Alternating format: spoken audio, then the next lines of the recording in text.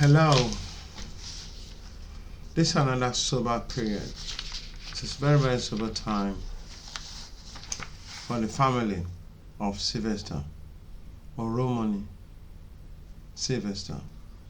Our heart goes out to you, the whole family of Oromoni, because as a parent, we really feel for that young man. It's a very young life that has been cut off like that. 12 years. Just like that. His life has been cut off. I mean, we see his image on social media, and our heart really goes, it really melts for this young man.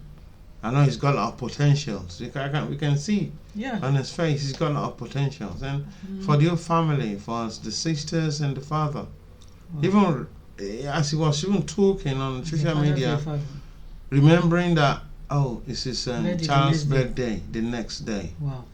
How sad is that? That's his young man that, I mean, he's had high hopes for. That he's going to become somebody and probably carry his legacy along. But then it's not given that chance.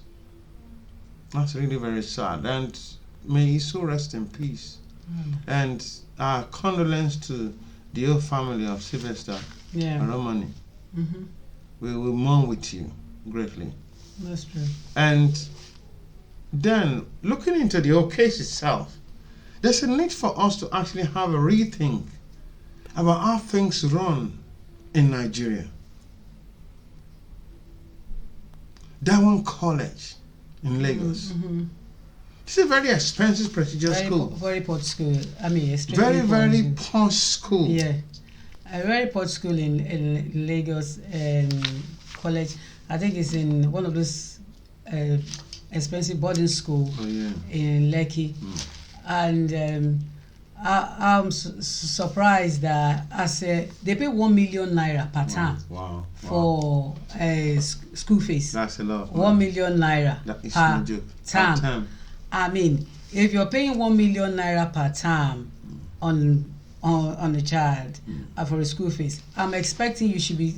I mean, you should put everything in place. Of course. Every tools to protect those children. That's right. I mean, CCTV.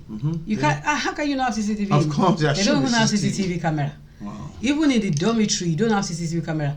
You're supposed to have CCTV camera. You're supposed to have house masters in each dormitory. That's right. Yeah. House masters in each dormitory, because I went to boarding school. I mean, it's not as posh as the Dowen College, but as poor as as I'll say, as poor as the school is, we have a house master that lives that stays in our dormitory with us. House mistress was in the female zone. House master was in the male's dormitory. So by even 10 o'clock in the night, the house masters go around each bay to check on every student. If maybe you're awake studying, they will still check on you. So they have house master in each dormitory. We have what's it called, gatesman, and the gatesman in the school were like 10. Gatesmen, and they patrol the premises they patrol the premises 24 hours. That's good. Because these are people's children. Of course. You understand me? And some of the kids can sneak out from the school. They can sneak out through the gate. They can sneak out through the fence. How do you know they're safe when you don't have all this in place? CCTV camera in this stone age. I mean, you should be able to have CCTV camera. Of course. I mean, not the corridors, the passageway, so that you're able to know who goes into whose room and every time. And at least you have the evidence. I mean, we live in the UK. We have street cameras. And this street camera there, it's not to stop crime being committed, but at least we have evidence of what happened when it happened. And that can help the investigation. That's correct. Because they'll be able to know who went into that room. Who went to that? That's correct. Who went to the room? Who came out of the room? Then they'll be able to actually pinpoint how they can actually look into this, or even other evidence that might have been hidden. There must have been something or whatever. Something must have transacted somewhere. Something must have transacted, and I didn't really, to be honest, I didn't like the fact that the school didn't do enough in helping the parents. I mean, they didn't even do anything. Doing the investigating the situation, yes, they didn't really do any help. No. They just like trying to even cover up. Cover up. That's the word. Cover up. You know, they were just trying to cover up, yes, the whole scenario, or the whole case. That's true. They were not supporting the parents, no. And I find it so like annoying when the school said they called the mom to pick up the child. To pick up the child. You understand? Wow. To come and pick up the child, and then it's confirmed. They in their writing confirmed that he was doing okay, and then we called the mom to pick him up. But if he's doing okay, why do you have to call the mom to pick him up? Call him the school is not over. Why do you have to call the mom to come and pick him up? Obviously, it must have been in a bad condition. Because such a school, you should have medical facilities. And they even we learned that it's even the medical personnel that actually call. Okay, not even the school authority. Oh, okay. It's the medical personnel that actually call the parent to come and pick the child up. That was you see, all this. When you look at all these things, it really shows that. Nigeria, they still go a long way to go. They really do go a long way to go. It's just wanting one treatment for the rich and another one for the common people. And that's where I can see where this lies. And that school is supposed to be school for the rich anyway. It is school so for the rich. So it shouldn't really be an issue. It is good for the rich, but it's still an issue. Nigerians, they didn't put things in place. They didn't put anything in place, and they didn't help the parents. And I mean, this young lad, I'm a mother of 4, and I was touched even looking when I was watching the dad talking. It was so emotional. So emotional. That's right. I was in tears. I was like, oh wow, this shouldn't be happening. And the next day when the father was having the conversation, the next day was supposed to be his son's birthday. Wow. Our deepest condolence to you, sir. It's I would just like to say, I want justice. I want the system. Oh, yeah. And I also want the government to please. And everywhere you are in abroad or in Nigeria, wherever we are, please, and you are all Nigerians, let's stand up and let's raise awareness. Let's shout out to the Nigerian government to make sure they give justice to Sylvester Oromo's family. That's true. Because that's the only thing you can do for them now. That's true. So please, don't let this one just be another one, another case where you just push aside. Please, let justice prevail. Give justice to the family of Oromo. And we are even if you are not a mother or you're not a father yet, or you have brothers, you have sisters and nieces and cousins, and as a mom and as a dad, all of us, please, let's stand up and shout out to the Nigerian government. Scream to them, call them out. They should give justice to the Oromo's family.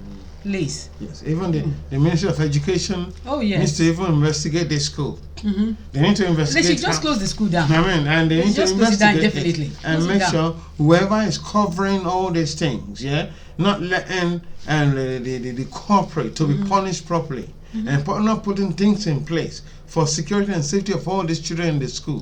They need to be brought to the book. They all need to pay for it. And every other private schools as well. There's a need for a standard to be set. Bullying is all over the world. We know that.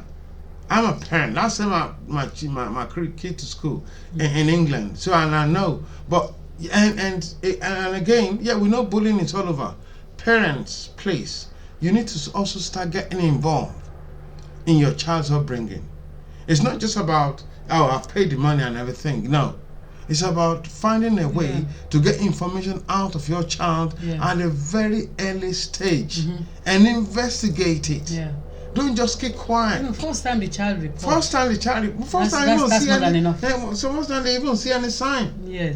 Any first time report is to me is more than enough. It's more than enough. It's more than enough. Do you know how many times we change school? Of course, yeah. When we know that she's not liking the school. That's right.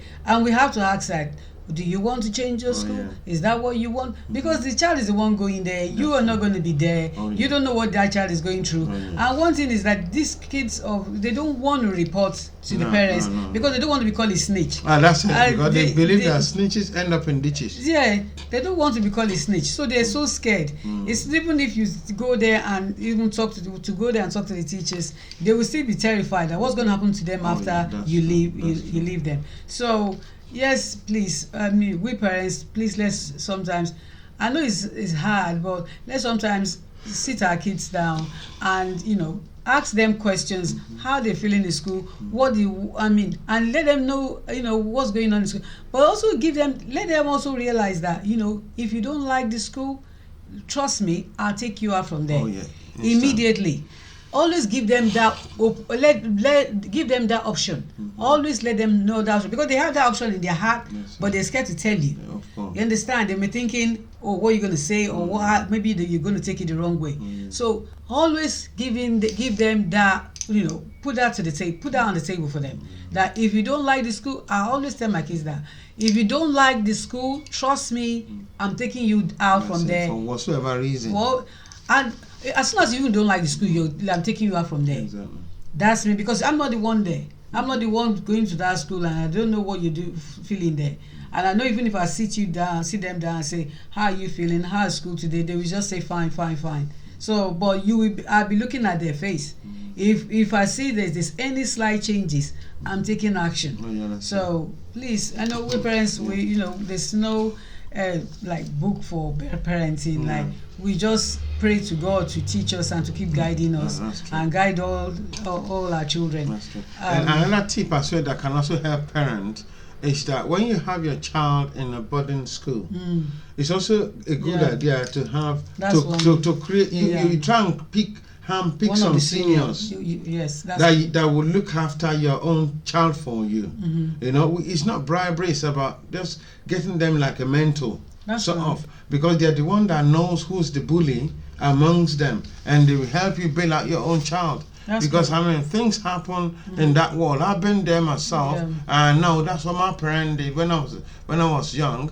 That my parent actually take some of the senior to look after them, and they buy them provisions and give them money. That even they give them pocket money for me as well. So if anything I need, I just go meet that senior, and it's that senior that I can actually run to in case I have issues with any other person. I get you. And that really helps a lot. And that's true. That's another point, that yes, and to be honest, it's true when you have a child in school, even if it's not a boarding school, you still want a senior or to be keeping an eye, because they know each other, they talk to themselves, and that's another way I can think.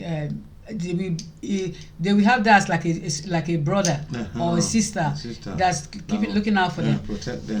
But because if you recollect in the documentary that the family shown, the sister was saying that when she was in the school and younger brother had an issue, she was able to talk to those guys and take care. And similarly, when she now left, that they now bounce on the child. So in a way, their mates can actually protect. So try and find a kind of a guide and a kind of mentor among the seniors for your child as well, so that can be like your internal eyes and ears to give you feedback and to also plead to their mate not to actually torture your own child, because I know we can't help the bullying, God help us, but at the same time we can investigate it, and the school also need to have a good corporal punishment for those culprits. Don't cover them up.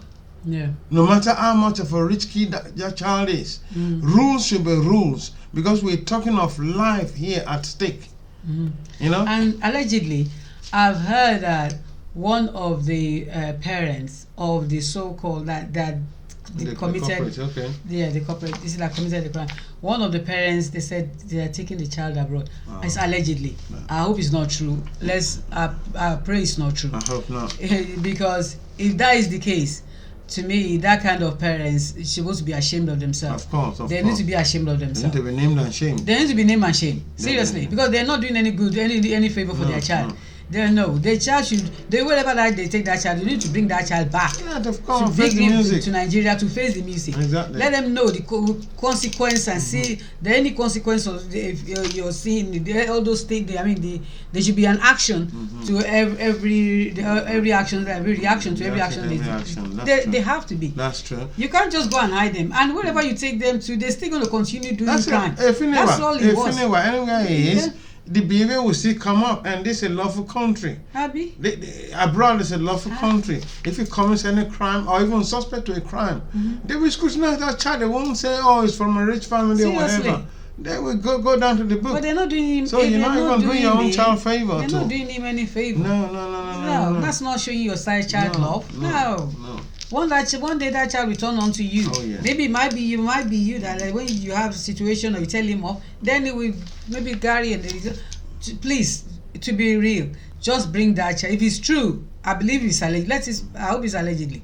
But if it's true, just bring him back to Nigeria to face the music. Hand that child over to the authority. Let the because that's the best thing you can do for that child. If it's not true, at least let the authority say it's not true. But don't go and hide him. Now you make him look guilty. It's already, for you hiding him, he's already guilty. Of course, yeah. Hiding your child, he's already guilty. So bring him back. That's it. And please, Nigerians, please, let's raise awareness. Let's campaign for justice for Sylvester. Please. It's very, very important. We are all parents, and it's sad that just a young man's life can be cut off like that. There's a need for justice for this young man and for this family. May his soul rest in peace, and may God really comfort the Oromoni family. May God comfort you and counsel you. I know it's a very sensitive time in your family at the moment. Seriously. But, may God really just give you all the comfort that you need. Thank you for watching. Please don't forget to subscribe to our channel. Put your likes and all your comments. Let it come rolling in, and we'll be more than happy to follow up anything that you comment on. Thank you very much. Yeah, and also I also give my own condolence to the family of Oromoni. I also give my condolence to the Oromoni family. Please take heart, and I'll keep you in my prayers, and they need it. Yeah, just take heart. Thank you.